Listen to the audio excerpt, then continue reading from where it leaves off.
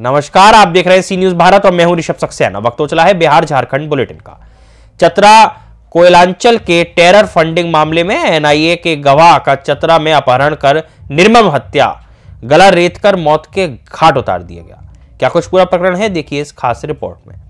चतरा जिले में एक बार फिर प्रतिबंधित नक्सलियों ने आतंक देखने को मिला है। जिले के कोयलांचल टंडवा थाना क्षेत्र के लंबुआ गांव निवासी समाजसेवी विष्णु साफ की अहले सुबह अपहरण के बाद निर्मम हत्या कर दी गई है। हत्यारों ने विष्णु को गला रेत कर मौत के घाट उतारा है।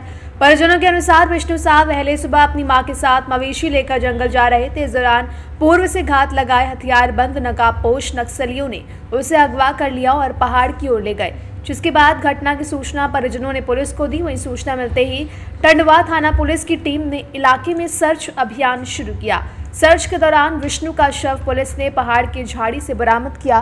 हत्यारे शव को टंडवा बालूमाथ सीमा के जंगल में फेंक कर मौके से फरार हो चुके थे। वहीं घटना के बाद इलाके में दहशत का माहौल है। परिजनों के अनुसार नक्सलियों ने विष्णु की हत्याकांड को मुखबिरी के आरोप में अंजाम दिया है। घटना हुई सर, क्या मामला है पूरा सर? देखिए, ये लेम्बुआ गांव है कि ये टंडवा में पड़ता है। यहीं के एक विष्णु साव थे जो सुबह अपने घर से इधर जंगल की ओर गाय वाय खोलने के लिए गए थे।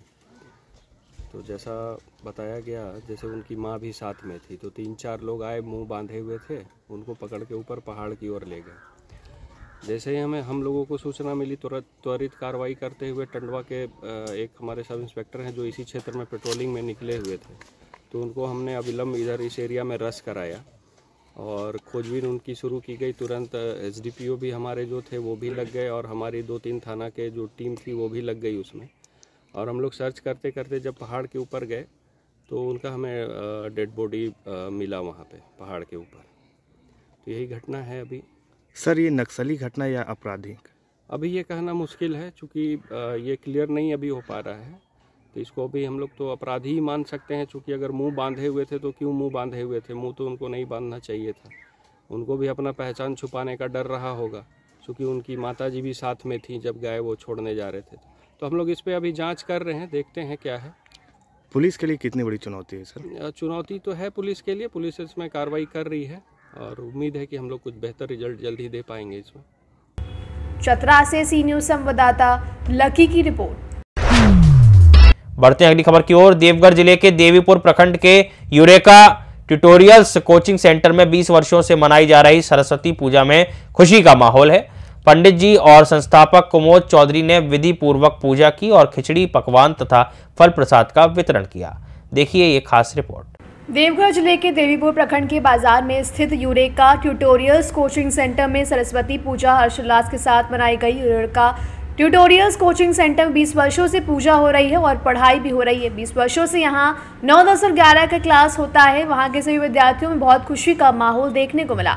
साथ ही मां सरस्वती की प्रतिमा की पूजा विधि विधान से हुई और पूर्वक पंडित जी एवं यूरेका ट्यूटोरियल के संस्थापक कुमोद चौधरी ने पूजा पाठ किया। बसंत पंचमी के शुभ अवसर पर ट्यूटोरियल के द्वारा खिचड़ी, पकवान एवं फल प्रसाद का वितरण किया गया। वहीं बसंत पंचमी के दिन लोग पीले कपड़े पहनते हैं और पीले रंग के पकवान जैसे खिचड़ी और हलवा बनाते हैं। बसंत पंचमी को प्रेम और सौंदर्य का उत्सव भी माना जाता है।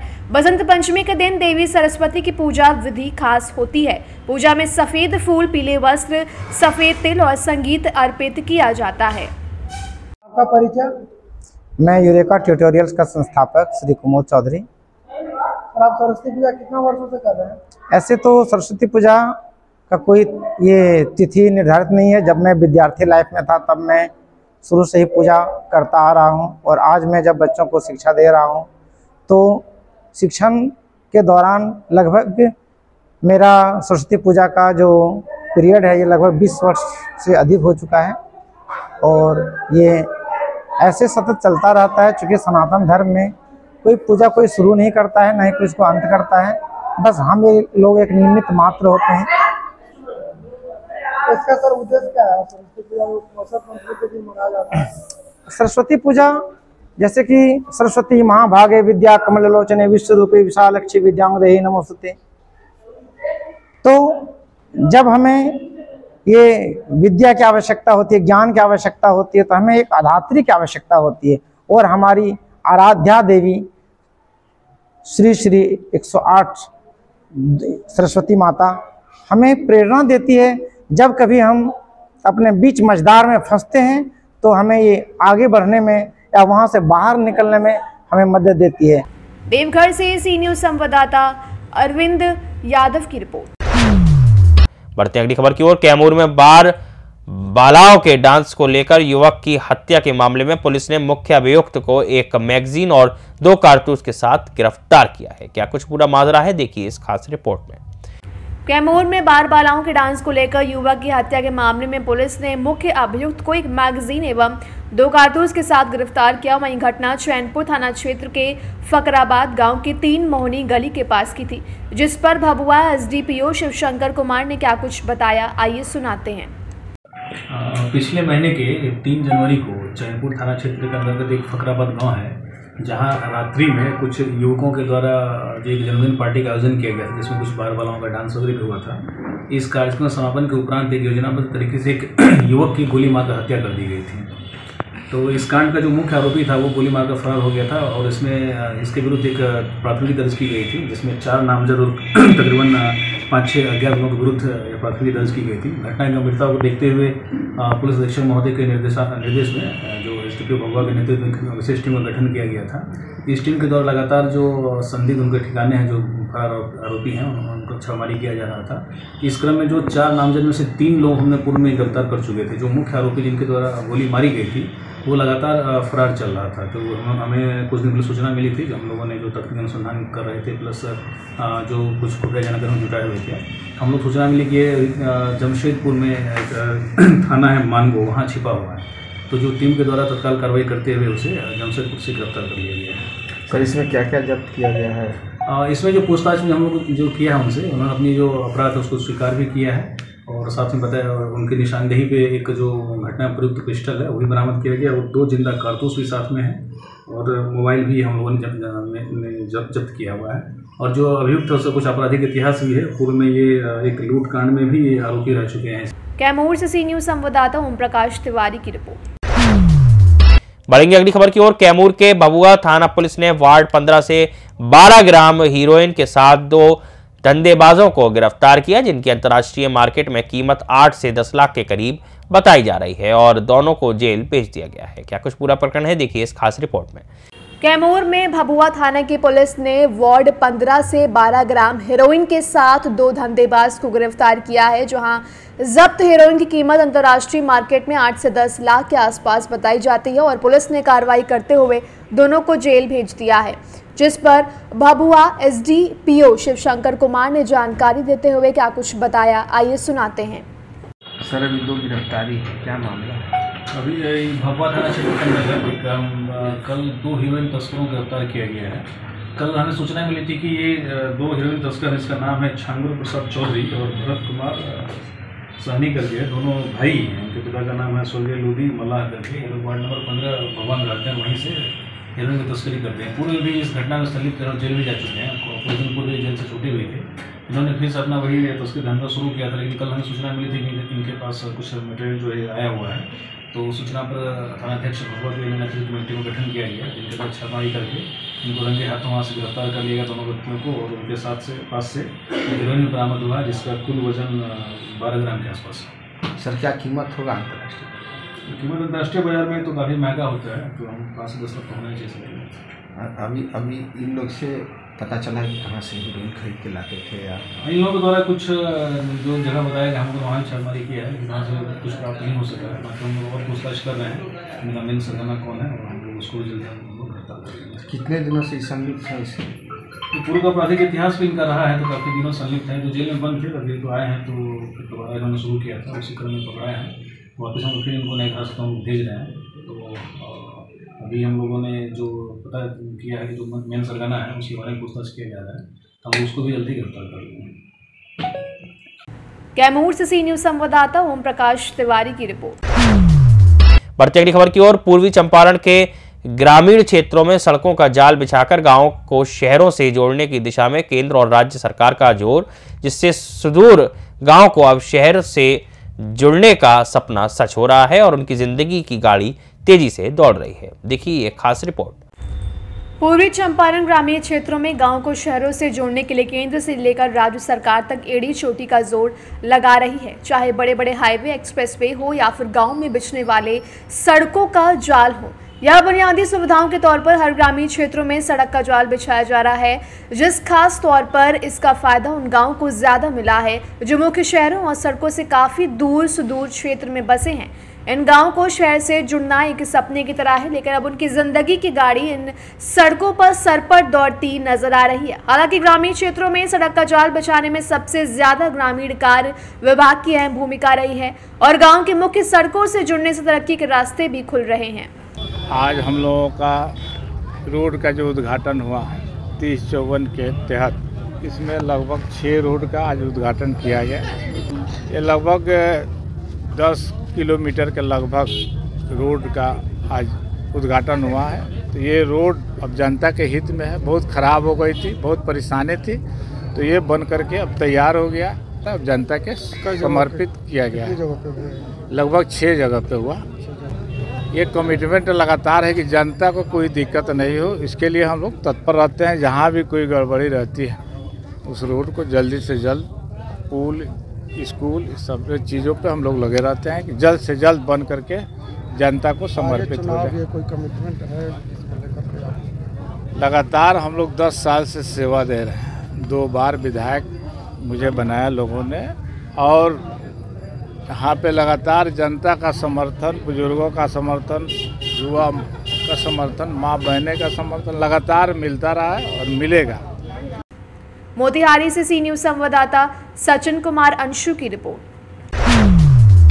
बढ़ती अगली खबर की ओर, रोहतास सासाराम सांसद मनोज कुमार मामले में इंडिया गठबंधन के कार्यकर्ताओं ने आरोपियों की गिरफ्तारी पर सवाल उठाते हुए बिहार सरकार को महाजंगल राज्य करार दिया और राजद, कांग्रेस तथा वीआईपी पार्टी के नेता इस पर विरोध जता रहे हैं।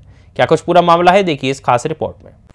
सासाराम सांसद मनोज कुमार मामले में इंडिया गठबंधन के कार्यकर्ताओं ने आरोपियों को गिरफ्तारी पर सवाल उठाया है। सासाराम सांसद मनोज कुमार के समर्थन में इंडिया गठबंधन के राजद जिला अध्यक्ष रामचंद्र ठाकुर, कांग्रेस यूथ पूर्व जिला अध्यक्ष हीरा कुमार और वीआईपी पार्टी प्रवक्ता सह जिला परिषद पूर्व अध्यक्ष चंद्रदेव बिंद ने बिहार सरकार को महाजंगल राज्य की संज्ञा दी है। वहीं मामले में हुई गिरफ्तारी पर भी सवाल उठाया है। कांग्रेस यूथ के पूर्व अध्यक्ष हीरा कुमार ने भभुआ के भाजपा महिला विधायक को कांग्रेस यूथ पूर्व जिला अध्यक्ष हीरा कुमार ने कैरेक्टरलेस बताया है। वहीं कांग्रेस नेता हीरा कुमार के बिगड़े बोल के बाद भाजपा रोहतास जिला अध्यक्ष संतोष पटेल ने कहा कि सासाराम सांसद के कार्य लोकसभा से लोग खुश नाखुश हैं। एक उम्मीद के साथ जनता उन्हें संसद में भेजा है। सासाराम सांसद के पिटाई के मामले को लेकर जो है आज इंडिया गठबंधन के लोगों ने प्रेस कॉन्फ्रेंस किया है और जिसमें भभुआ के विधायिका जो है उन पर आरोप लगाया गया है और पाप लगाया गया है कि उन लोग ने ही जो है मैडम की पिटाई की है, सारे को पिटाई किया गया है। अब उनको जो आरोप लगाना हो लगाते रहे। पिटाई जो हुई है उनको भी पता है कि पिटाई हमें क्यों हुई है, मगर यह निंदनीय विषय है। एक सांसद हैं, उनका सम्मान होना चाहिए, मगर आरोप गलत नहीं लगाना चाहिए। कुकृत करेंगे उसका उनको कुछ झलक देखने को तो मिलेगा, मगर भारतीय जनता पार्टी के लोग इस तरह का कोई भी कुकृत नहीं करते हैं जिसके वजह से ऐसा दिन देखने को मिले। आरोप भी लगाया गया है कि वहाँ की जनता जो है कुछ भी ABCD बोल रही है। जिस जनता ने सांसद को बनाया उसी जनता पर लगाया गया। यहाँ की भोली भाली जनता जो थी वो बरगला करके वोट ले लिए, सदन में पहुँच गए, मगर इस तरह का कुकृत करेंगे तो मुझे नहीं लगता है कि आने वाले समय में वो कभी सदन का मुंह भी देख पाएंगे। वहाँ के विधायक पर चरित्रहीन का संज्ञा दिया गया कांग्रेस। देखिए, अब ये सब शब्द हम लोग भारतीय जनता पार्टी के कार्यकर्ता हैं और इन सब शब्दों से हम लोग परहेज करते हैं। हमला जो यह दर्शाता है कि बिहार में कानून का राज नहीं है। लोग कानून के राज का दखल दे रहे हैं कि बिहार में कानून का राज है। मैं समझता हूँ कि कानून का राज नहीं, बिहार में महाजंगल राज है। जब एक पार्लियामेंट के मेंबर के साथ इस तरह की घटना हो, वो भी दुर्भावना के साथ जो घटना घटी और बीजेपी के लोगों के साजिश के बदौलत, तो मैं समझता हूँ कि यह घटना दुर्भाग्यपूर्ण है। और ख़ास करके मैं कहना चाहूँगा आप लोगों के माध्यम से कि जनता तो आने वाले समय में जवाब देगी ही, लेकिन आप लोगों के माध्यम से मैं यह कहना जरूर चाहूँगा कि यह घटना अपूरणीय क्षति है एक जनप्रतिनिधि के साथ, जिन्होंने समाज और देश के हित में काम करने का काम किया है और उनके साथ इस तरह का बर्ताव हुआ है, खास करके अपूरणीय क्षति है। और उस पर जो हमला हुआ है, उस हमला में जो कार्रवाई नहीं हो रहा है, कैसे हुआ उसके लिए हम आपको बुलाए हैं। अब व्यक्तिगत और फलाने इसको हम और आप डिवाइड करेंगे, जितना डिवाइड करते तो ये क्लियर साबित होता है ना कि पूर्व से विवाद चल रहा है। ना उस पर पूर्व से विवाद ही नहीं है। तो फिर वहाँ संसद जी पहुंचे कैसे? अरे देखिए, बार बार हम कहें कि उनके भाई डायरेक्टर हैं, उनके ना देखिए, हम बार बार कहते हैं कि उनके भाई उस विद्यालय के डायरेक्टर हैं। अब छोटे भाई उनके डायरेक्टर हैं, वहाँ विवाद बढ़ा रहा है, एक तो जनप्रतिनिधि भी हैं, तो वहाँ जाकर के समझाने वगैरह का प्रयास करेंगे ना। वो पिछड़े और कमजोर और दलित के बेटे रियल में है वो, और वो गरीबी से उठे हैं, अपने जीवन में संघर्ष करके उठे हैं। तो कहने का मतलब कि कहीं अगर किसी राजा के सामने अगर कोई राजा बन जाए तो उसको तो जलन होगा ही होगा। ये सच्चाई बात है, ये हम नहीं कह रहे हैं, दुनियावी ये बात है। मनोज कुमार उसी तरह से है, जो क्षेत्र में वो काम कर रहे हैं, एजुकेशन के क्षेत्र में काम कर रहे हैं, उनको कुछ लोग स्थानीय देकर के डाक के प्रति रखते हैं। यह जाहिर सी बात है। कुछ दिन की घटना में हमने भी गया था, देखा था कि वो बस के खड़ा होने के लिए थोड़ी सी जुलूस निकाले थे वहाँ के स्थानीय पैक्स अध्यक्ष, और उनके लोग कुछ दारू शराब इत्यादि पे करके मुंड में थे, क्योंकि जुलूस निकाले थे। तो कुछ खलासी कंडक्टर से हुआ, जिसके चलते खलासी और कंडक्टर को इतनी धुलाई किए, इतना मारे कि जिसका ठिकाना नहीं रहेगा। उसके लेकर के स्थानीय पैक्स अध्यक्ष बता, ये सुनील चौबे नाम है, जिसके लेकर के हमारे वहाँ के मृत्युंजय भारती जी, जो उनका मनोज कुमार जी का भाई हैं, जो स्कूल का संचालक महोदय हैं, जा करके गोड़े हाथे गिरे और समझाए बुझाए, फिर वो निपट गया था झगड़ा। लेकिन निपटने के बाद में पुनः वो लोग जो लाठी भाला गड़ासा इत्यादि माने हथियारों का लैस होकर के आए। उसी दरमियान मृत्युंजय भारती ने मनोज कुमार जी, माननीय सांसद को फोन किए कि भैया से इस तरह की मामला हो गई है, थोड़ा सा आकर के समझा बुझा जी। उन्होंने समझाने के नियत से आए और उनपे जो है जानलेवा हमला कर दिया गया। रोहतास से सी न्यूज संवाददाता पंकज कुमार की रिपोर्ट। इस बुलेटिन में फिलहाल इतना ही। देश और दुनिया की तमाम खबरों के लिए आप देखते रहिए सी न्यूज भारत।